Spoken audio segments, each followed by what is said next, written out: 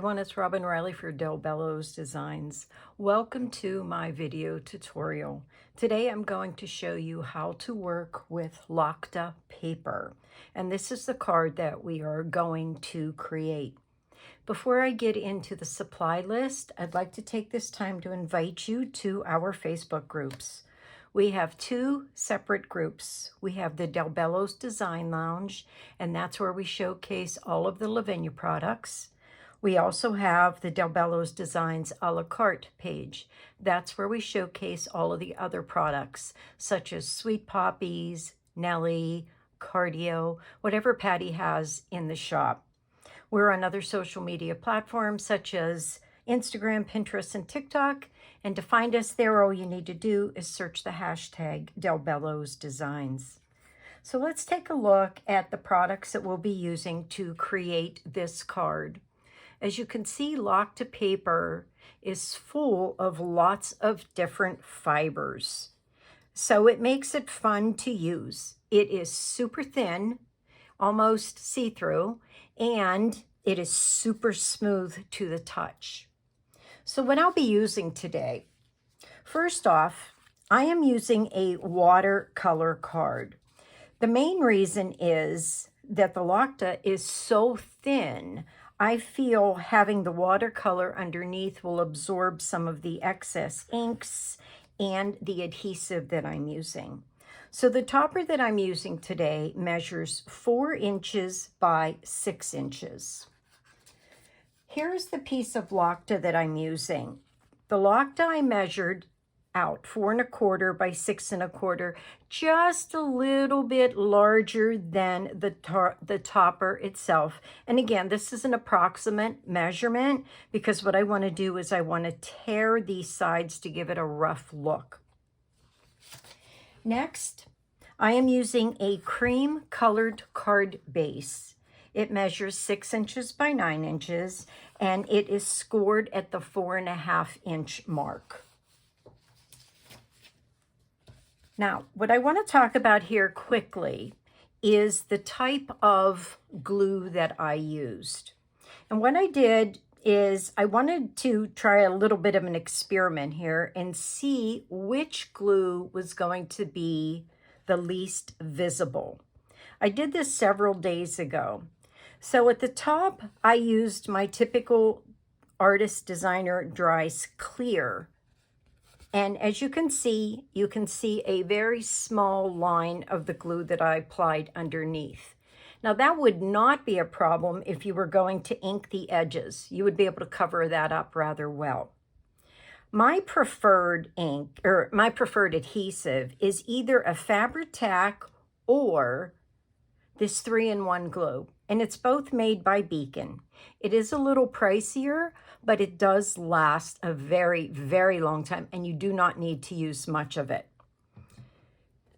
As you can see here, it's almost invisible. I tried a piece of double-sided tape, and depending on the angle that you hold it, you can see a little bit of a stripe of the tape. Again, I think you could probably ink over that and really not notice it. Now I have a glue stick called Yoo-Hoo, and I used it, and to be honest, it's not too bad other than it buckled the paper just a little bit. And then I used a Zig adhesive pen, which once dried, that's not bad either, but it did create a little bit of a buckling. So again, that's up to you what you choose to use, but I thought it was important to show you what it looks like once it's dried. Now, Lokta paper comes from Nepal, and it is made of 2 different types of bark from the Daphne shrub. That being said, if you take a close look at the Lokta paper, you will see a lot of fibers.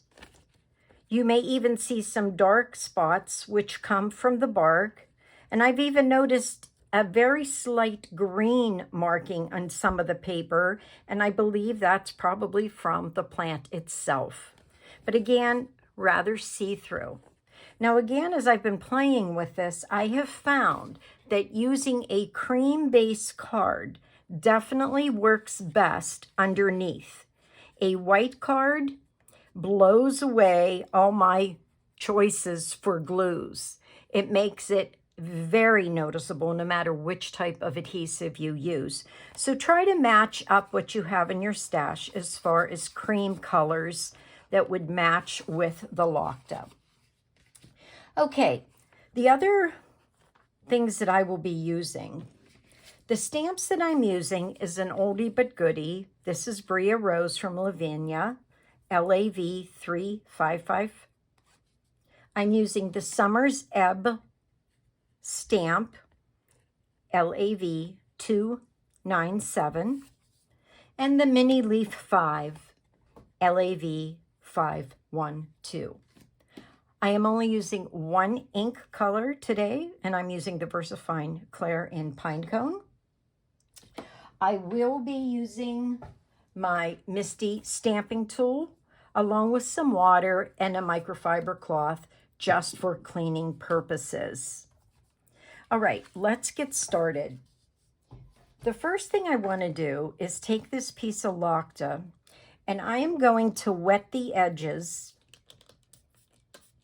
I do one edge at a time, and as you see, I just make a little dollop of water here on my work surface, and I'm going to add it right down the edge of my paper, and then very carefully using my fingernail or my finger, I peel off that edge. And what this is going to do is create an interesting effect, as it will be tattered, as you can see. This dries so quickly, so no need to worry about that. So again, I just run my finger down the edge and I just give it a little tear. Now, you could use a paintbrush for sure to apply the water. That would work just as well as using your finger. Let me get this edge here a little bit. Okay, clean up my mess. I'm gonna run that water down the edge.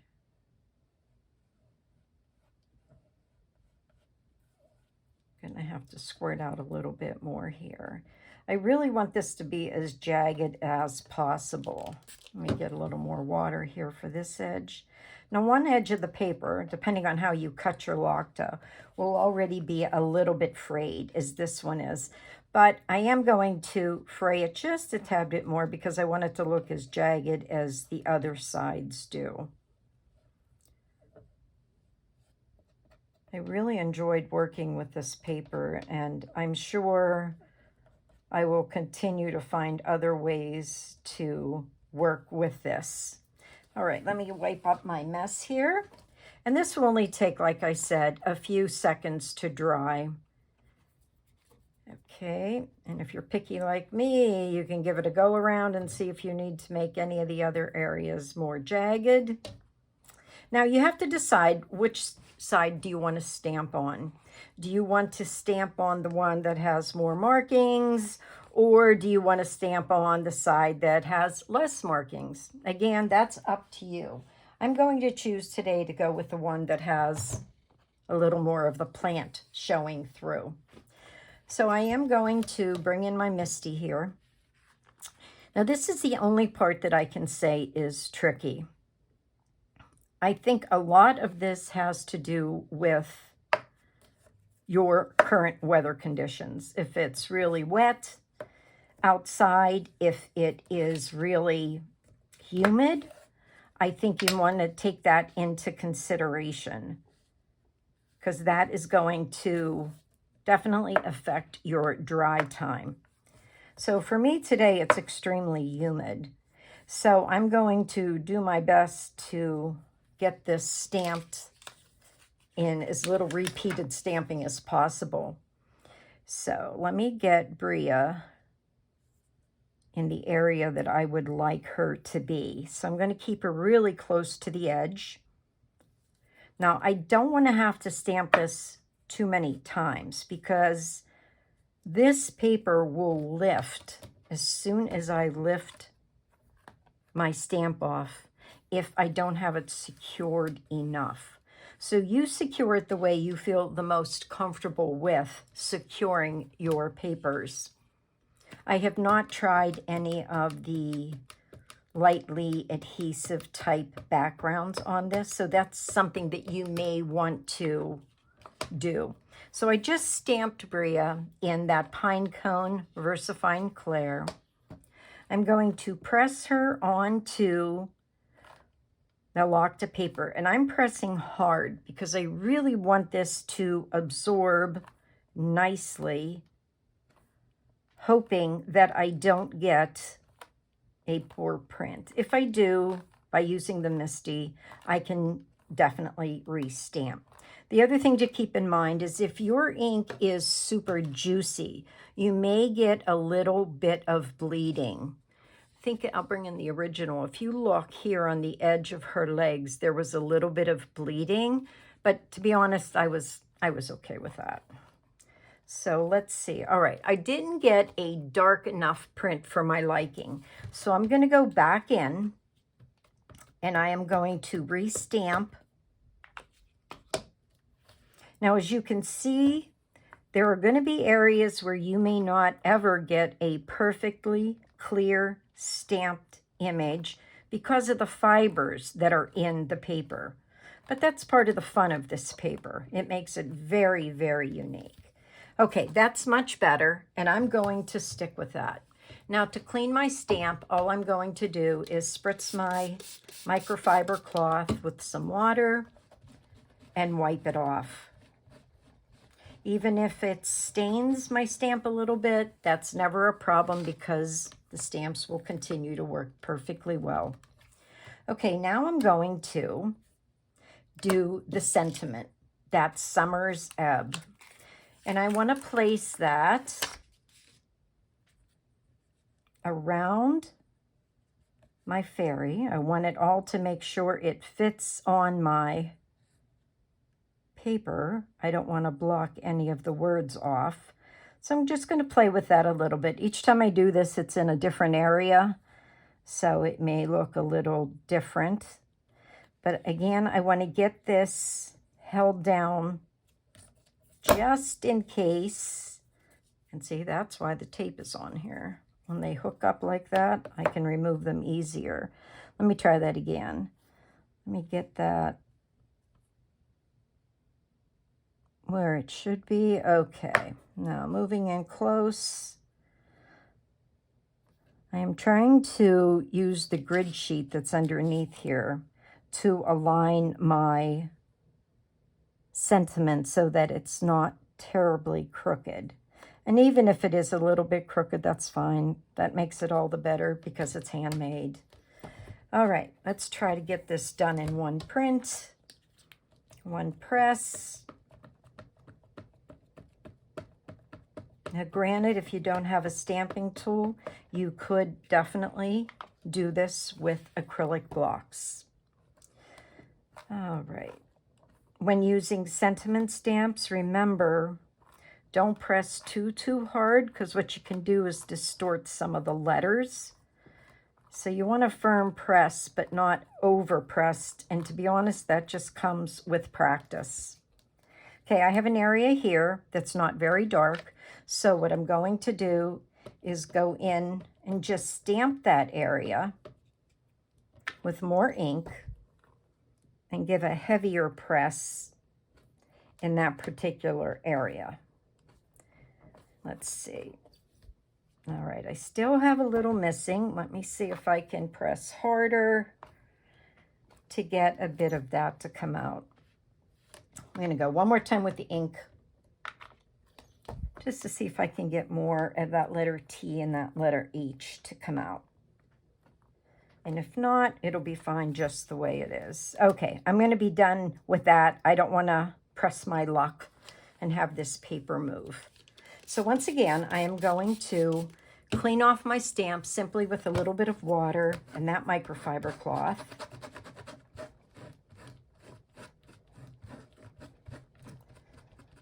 Okay, now this next part that I'm stamping, the mini leaf, this can be done in the MISTI, or you can use an acrylic block, whatever suits your fancy, whatever you are comfortable with.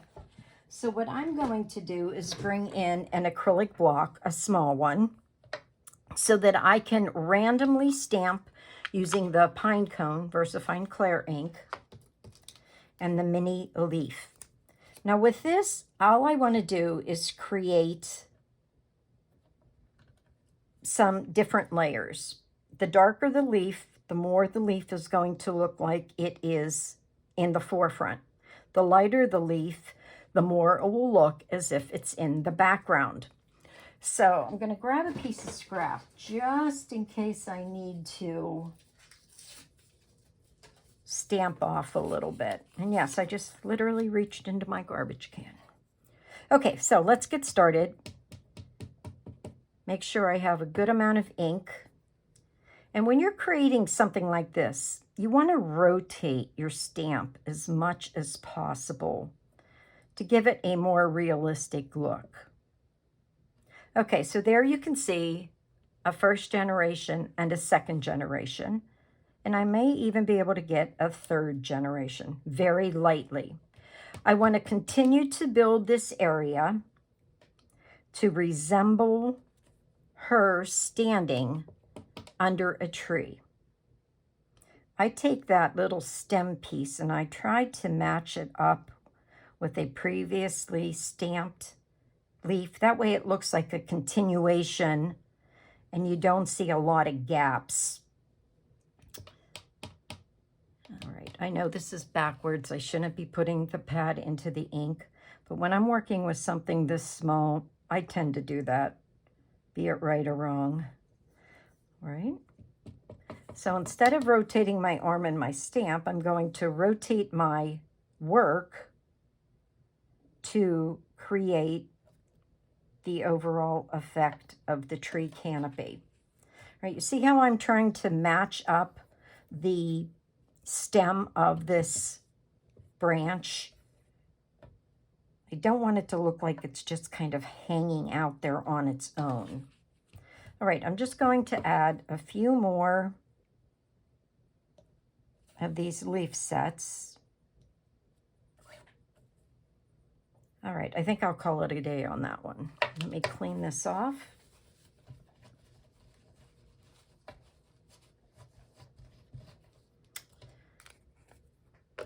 All right, the next thing I want to do is to create a little bit of grounding. So I'm going to grab another piece of scrap paper and I'm going to tear it up a tad bit. So here's a scrap piece fresh out of the garbage. And what I want to do is just simply tear as if I'm ripping a check from a checkbook. I'm always pulling down and away. And I don't need a very large piece today because I'm just going under the foot of Bria. So what I'm going to use is a Lavinia small blending brush. This is a number 3 brush, along with a little more ink because I can't remember how much ink is on here. So I'm just going to tap in, take off the excess, place my scrap over top of her feet because I want her feet to appear as if they're standing on the ground, not floating from the ground. So I'm just going to tap very gently. Okay, that looks good to me. Just a little bit to show her standing on the ground. Then I'm going to add just a little bit off to the edge here, just to add a little bit of interest. And being that this paper is so thin, you really do not need much ink to make grounding.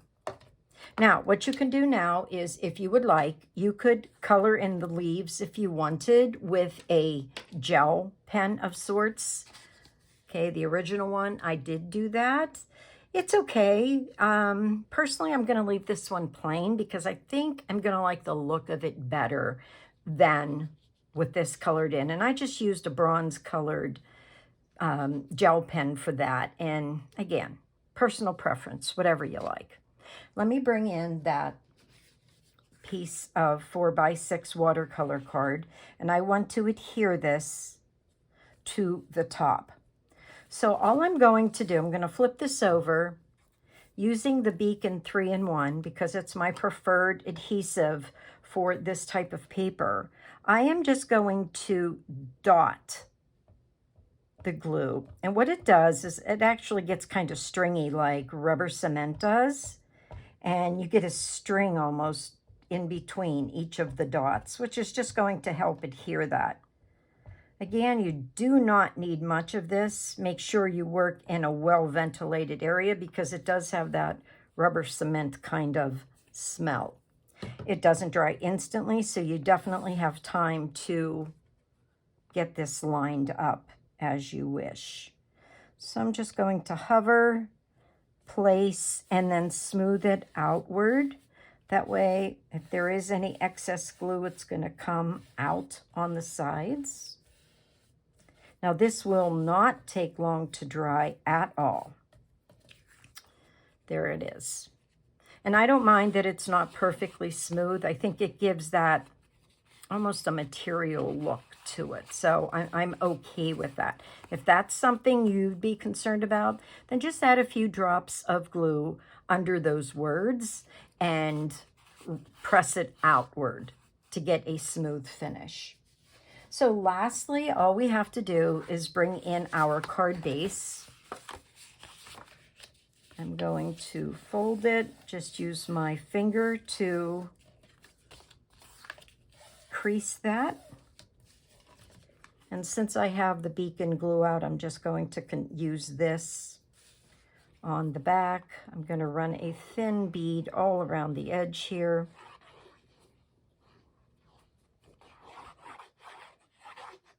A little bit in the center. And place this onto my card base. And there you have it. Just a beautiful, nicely textured, interesting card because of the torn edge, because of the Lokta paper being so soft and smooth. It is just a fun piece of material to work with. It's just great to have in your stash. Just think of all the different things you can do with this. It would be great on bookmarkers. It would be great on just about everything, tags, everything you make. It just gives such interest and such dimension. I love this one particularly because it has some leaves in it and there's some markings that are definitely dark brown, where you can see this one is totally different. It doesn't have as many markings. So you never know what you're going to get until you give it a try. I hope you enjoyed watching how to use the Lokta paper. This is definitely a very easy project that any of you can create. I hope you give it a go. If you do so, please post it on the appropriate Facebook page, tag me, and share with the entire group your creativity. Thanks so very much for watching, and I'll see you in the next one. Bye-bye.